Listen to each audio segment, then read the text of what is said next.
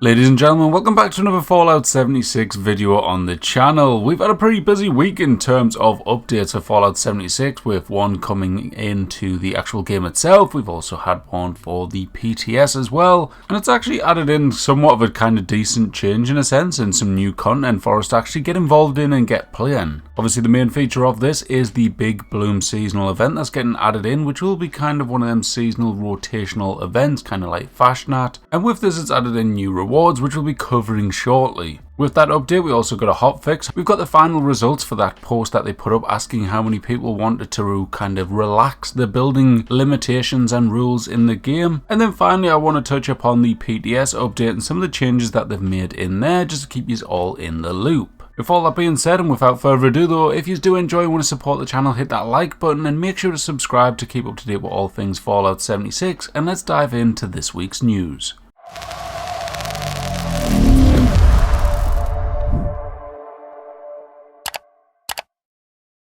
Alright, first things first, and we have the patch notes that come out on literally yesterday now, when the update was actually released. Now the update itself was a bit of a strange one, and I kind of don't understand what they did with the patch notes, because usually for each update you get your own set of patch notes. However, this one they just kind of added it onto the previous patch notes from the update that came out on April the 22nd. Now for me this didn't make any sense, because there's no way of knowing unless you've got the previous kind of patch notes to see if they've actually kind of copied over and actually changed anything. So at this moment in time, as much as it's meant to be a hotfix as well as releasing the event, it's kind of like, have they actually done a hotfix? Apparently they have, because in the actual article itself it does say after downloading this hotfix, therefore there should be a hotfix.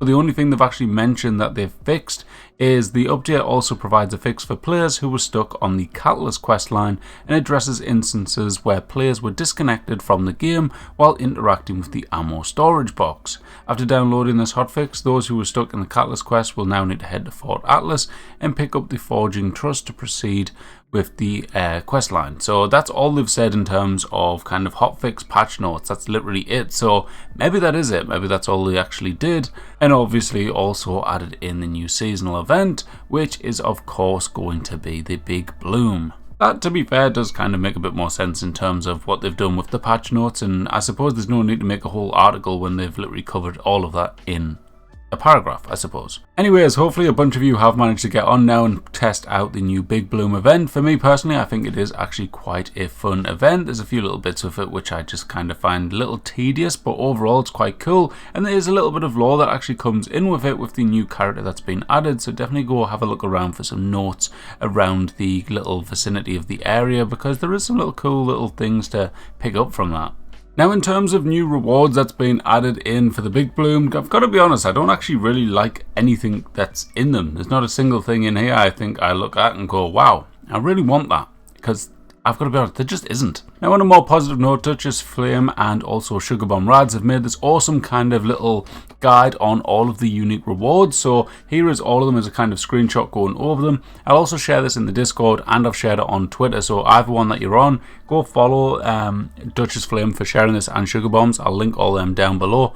But this is basically it. So you've got your default rewards, which is the Carnal Weeper, Crystal Cup, Rad Lily, Floral Secrets, Gamma Green Tea, and there's also a new player title called Gardener. However, I seen someone complain that they didn't get the Gardener suffix, so basically you've got to unlock the other ones prior to it, like these crown things that you're seeing there, and then once you get that you'll get the Gardener one, I think they said in the Discord. So yeah, a bit of a slight confusion there, but that's supposedly how it's all meant to be done. Apparently as well, the Gamma Green Tea isn't actually working, and it's not boosting your plant yield in the event, although it might work it outside of the event.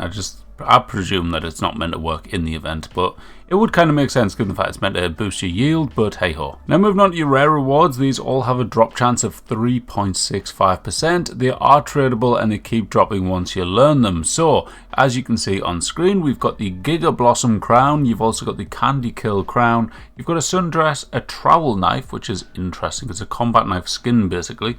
You've got the Honey Beast Flower Display, which kind of sounds interesting. I am kind of intrigued to see what that one is like. You've also got a Honey Beast Tube, which is a a new one to add to the collection. You've got the plan for the flower suit, which looks somewhat alright. Large glazed pot as well, and then you've got the Black-Eyed Susan recipe. And according to the information they've shared on screen now, it says the effect gives you a bonus plus 5% XP, and it gives you plus 10% damage for 60 minutes, which is a really solid bonus. So this thing's actually really good and could very well be one of the most popular buffs after this event. And moving on to the actual common rewards, there is a whole bunch of crowns available as well, and all these have a 7.69% drop chance, and they are tradable and they will keep learning. So you've got the plan for the Ember Gold, Glory Bell, Green Invader, Sea Sprout, Starlace, and then we've got a couple of pots again with the medium glazed pot, a small glazed pot, the Potto Carnal Weeper,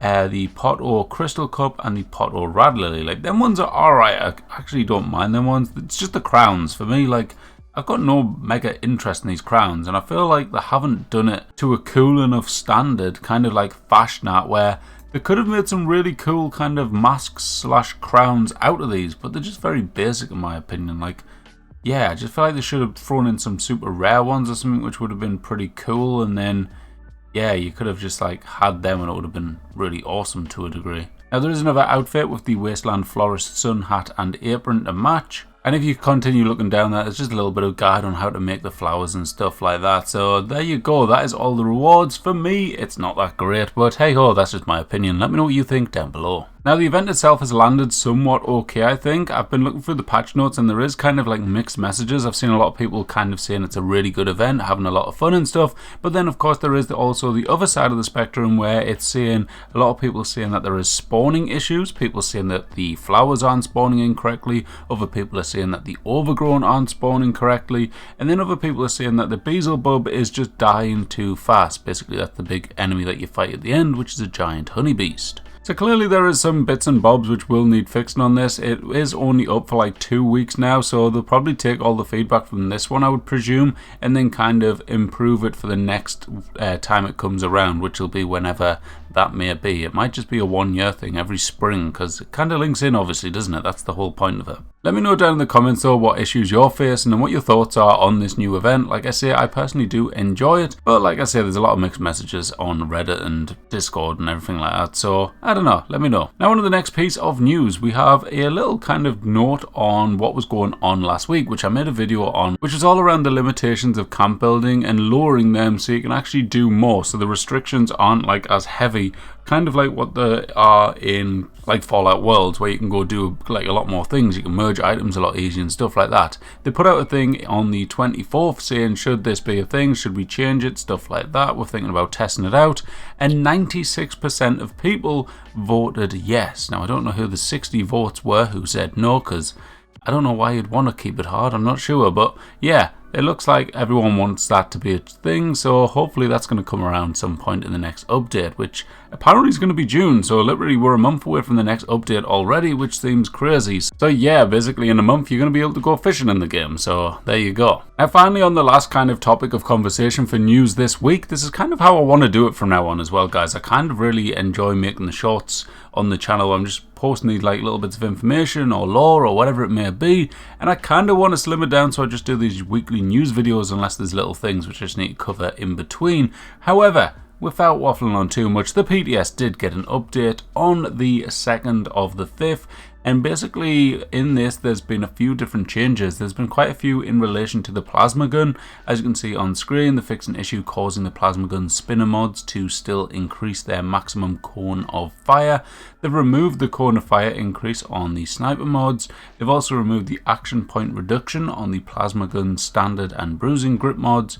The plasma gun flamer mods now reduce action point cost by 10% instead of 30, and then the rest of them is just kind of random bits and bobs which you can read over yourself, as you can see on screen. But there was one that kind of stood out to me, and that was increased durability for most weapons, something that a lot of people have been asking for a while, so hopefully this will be a noticeable difference when it comes in the next update. In terms of legendary mods, they are still testing the Conductor's legendary mod, which is a kind of 50-50 one. I've seen a lot of videos coming out and people complain about it, so I don't, and yeah, I just don't, I'm not sure. It's one of them weird ones, isn't it? But in terms of this change, it kind of sounds like they've made it a bit better than what it was. It says added 10 instant health and AP to the effect and increased the radius. That's a bonus at the end of the day, isn't it? And then the next one is critical hits restore 10 health and action points instantly and 100 more over 5 seconds for player and teammates within a 100-foot radius. So another kind of positive from the previous change that they had on there. So